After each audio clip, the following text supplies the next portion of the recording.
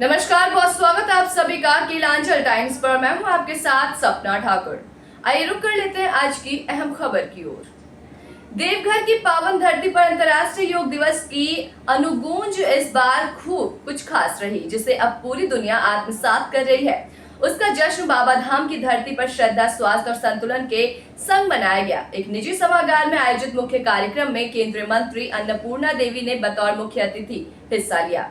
उनके साथ गोड्डा के सांसद निशिकांत दुबे, जिला प्रशासन के आला अधिकारी, पुलिस पदाधिकारी, विभिन्न विभागों के प्रतिनिधि और भारी संख्या में स्थानीय लोग भी मौजूद रहे। इस अवसर पर सभी ने एक स्वर में योग को जीवन का अभिन्न हिस्सा बनाने का आह्वान किया। केंद्रीय मंत्री अन्नपूर्णा देवी ने कहा कि प्रधानमंत्री नरेंद्र मोदी के प्रयासों से आज विश्व के 175 देश एक साथ योग की साधना में लीन है। उन्होंने चिंता जताई कि आज के भागदौड़ वाले जीवन में तनाव हर उम्र के लोगों को अपनी चपेट में ले रहा है। इससे निपटने का सबसे प्रभावी माध्यम योग है, जिसे प्रत्येक व्यक्ति को अपनी दिनचर्या में अनिवार्य रूप से शामिल करना चाहिए। उन्होंने कहा कि योग सिर्फ शरीर को लचीला बनाने का अभ्यास नहीं, बल्कि मन को स्थिर और आत्मा को संतुलित करने की विद्या है। यही कारण है कि आज योग भारत की सीमाओं से निकलकर वैश्विक मंच पर भारत की संस्कृति धरोहर के रूप में प्रतिष्ठित हो चुका है। तो वही सांसद निशिकांत दुबे ने कहा कि ये प्रधानमंत्री नरेंद्र मोदी की दूरदर्शिता और सांस्कृतिक चेतना का ही परिणाम है कि आज योग एक अंतर्राष्ट्रीय आंदोलन बन चुका है। उन्होंने गर्व से कहा कि उनके संसदीय क्षेत्र में ही विश्वविख्यात योग गुरु स्वामी सत्यानंद सरस्वती की तपोभूमि ऋषिया आश्रम स्थित है, जहां से पूरी दुनिया को योग की शिक्षा दी जा रही है।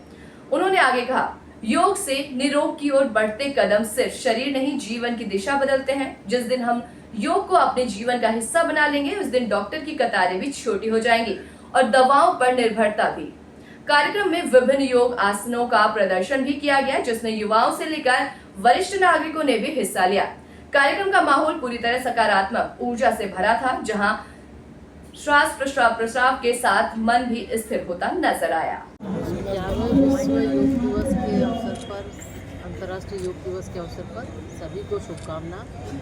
और अभी आप सबने देखा कि माननीय प्रधानमंत्री जी विशाखापत्तनम से आज लाखों लोगों के साथ वो योग कर रहे हैं। और अब उनकी ये पहल 2014 से शुरू हुई और पूरा विश्व यानी लगभग विश्व के 175 देशों ने इसको स्वीकारा और आज पूरे विश्व स्तर पर ये योगा दिवस मन रहा है। योग के माध्यम से हम अपनी दिनचर्या को शुरुआत करते हैं अगर, तो निश्चित रूप से उसमें एक मानसिक शांति के साथ साथ दिन भर हमारे अंदर स्फूर्ति आती है और दिन भर हम कामों को अच्छे ढंग से कर सकते हैं। तो इसलिए माननीय प्रधानमंत्री जी ने भी ये एक आह्वान किया है लोगों को योग से जुड़ने के लिए कि न सिर्फ वयस्क बल्कि छोटे बच्चे भी इसमें शामिल हो रहे हैं। और आज तो हम देख रहे हैं कि अलग अलग जगहों पर भी ये कोर्स भी होने लगा है।